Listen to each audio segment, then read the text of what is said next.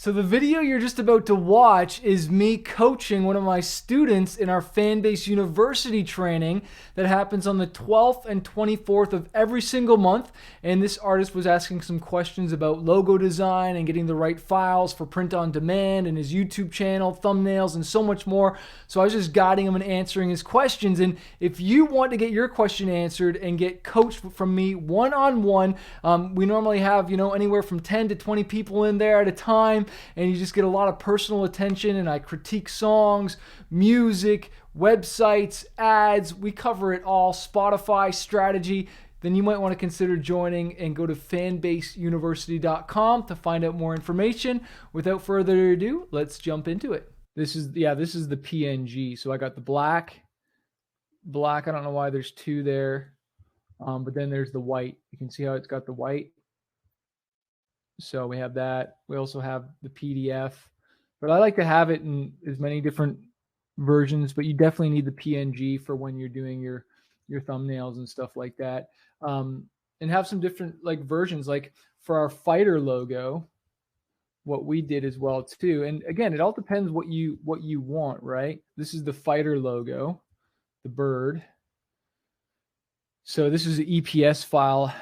So we got that in EPS. He did the black and the red. So he did it in a bunch of different versions. He did it with the yellow.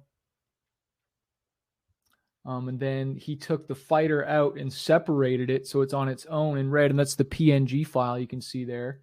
And then he did the PNG in white. And I bet you I think my wife has the one in black. Or there's the black as well too. So you can get multiple colors.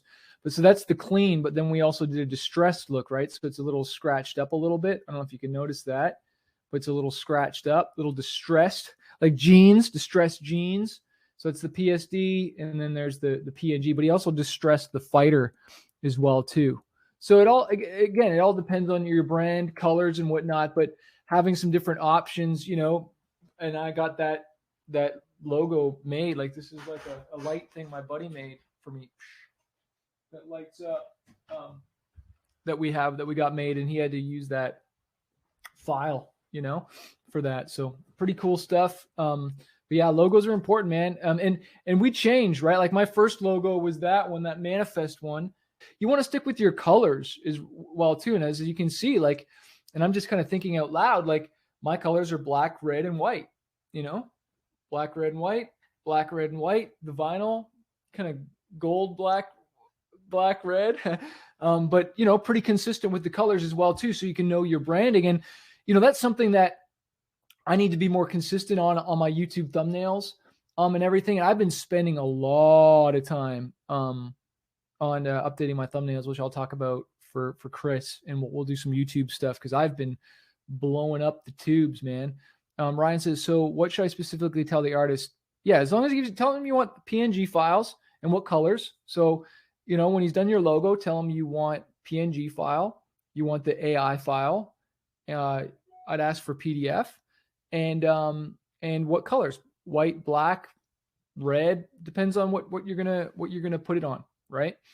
But yeah, as long as you have the PNG, that'll be good for print on demand. That'll definitely be good for your thumbnails. And I get a JPEG as well too, right? And you can always export it and to a JPEG if you need to. Okay. So I hope that is helpful.